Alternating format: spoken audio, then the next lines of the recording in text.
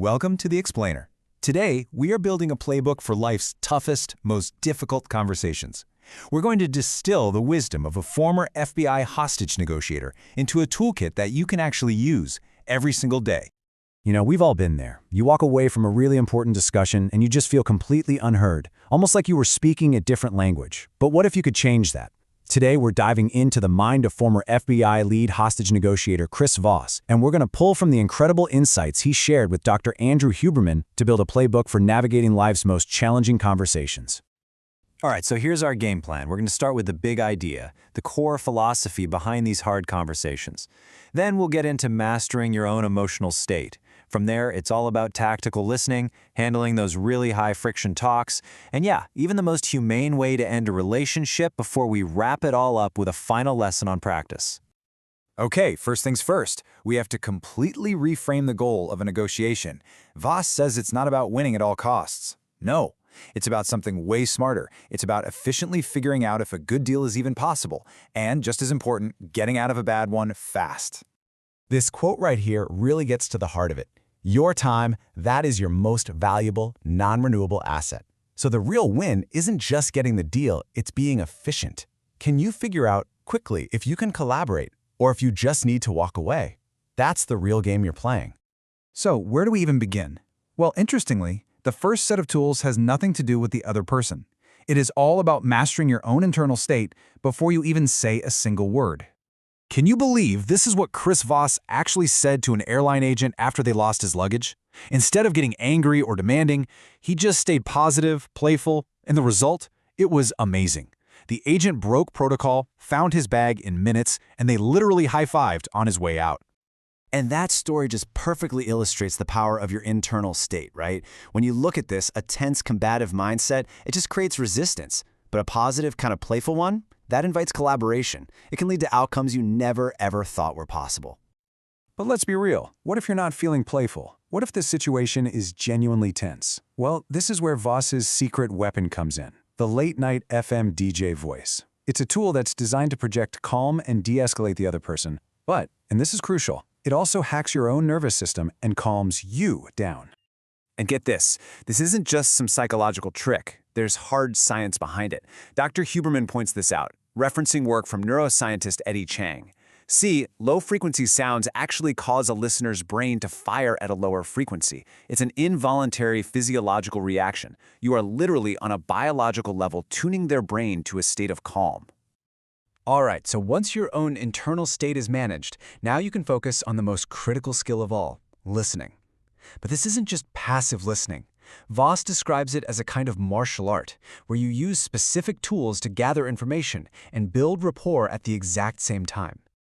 So the first tool, forget asking direct questions. Instead, you're going to use hypothesis testing. You just state your best guess of what their perspective is. This taps into this incredibly powerful human urge we all have, the need to correct someone. And in correcting your guess, they will reveal their true thoughts way more honestly than if you had just asked them directly. Okay, the next tool is so simple it's almost deceptive. It's called mirroring. And to be clear, this is not about body language. It's just repeating the last 1 to 3 keywords that they just said. It's this simple little prompt that makes them feel heard, and it encourages them to expand on their point, all without you having to ask a single thing. And the final tool in our listening toolkit is the accusation audit. Now, this is some next-level proactive listening. You get way out ahead of the conversation by calling out all the negative things they might be thinking about you. Things like, this is going to sound harsh, or you're probably thinking I'm being greedy. This just diffuses all those negatives before they can even surface, and it clears the air for a much more productive conversation. Okay, so let's apply these tools to the really tough stuff. How do you handle threats or just pure aggression? And maybe more importantly, how do you even know if a threat is credible in the first place? Well, Voss learned from some pretty hard experience that the key is specificity. Vague threats, like the one on the left, are often just bluster. They're designed to scare you. But when a threat names a specific action, a specific time, and a specific consequence, like the one on the right, that's when it becomes credible, and you have to take it seriously. So what if you're just dealing with a pure aggressor? Someone who isn't making specific threats, they're just being relentlessly combative. You do not fight back. Instead, you follow the advice of the legendary UN negotiator Gianni Picco, who said you just wear them out. So how do you do that? Simple. You use calibrated how and what questions. How am I supposed to do that? Or what does this actually accomplish? See, as the behavioral economist Daniel Kahneman's work shows, these kinds of questions force the brain out of that fast, reactive thinking and into slow, effortful problem solving.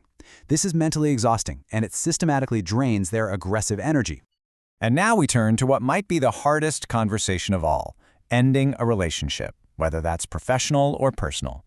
For this really difficult task, Voss offers a clear and, I think, very humane protocol. The first step is just a moment of brutal honesty with yourself. When you put off a breakup, you're not really trying to save them from pain, you're trying to save yourself from the discomfort of delivering bad news. So the kindest, most humane thing you can possibly do is just be direct and be clear. The protocol itself is basically like ripping off a Band-Aid. First, you warn them that bad news is coming. You say something like, "You're not going to like what I have to say." This lets them brace for impact. Then you pause, but for just a second or two, then deliver the news directly.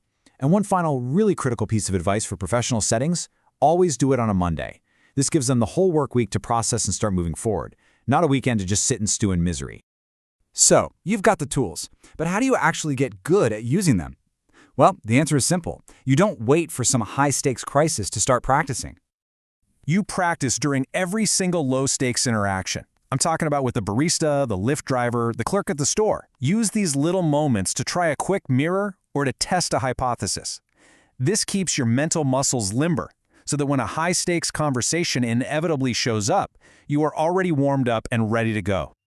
Okay, so let's recap the key takeaways from this whole playbook. First, a playful mindset opens doors to collaboration. Use that DJ voice to control your own state and influence theirs. Listen tactically with tools like hypothesizing, mirroring, and the accusation audit. Wear out aggressors with how and what questions. And finally, remember that when you're ending a relationship, being direct is being kind. You see, in the end, these tools aren't about manipulation. Not at all. They're about making the other person feel so deeply seen and so profoundly heard that collaboration just becomes the most logical path forward for both of you. So the final question is this: what's that one conversation you've been avoiding, and which one of these tools will you use to finally start it?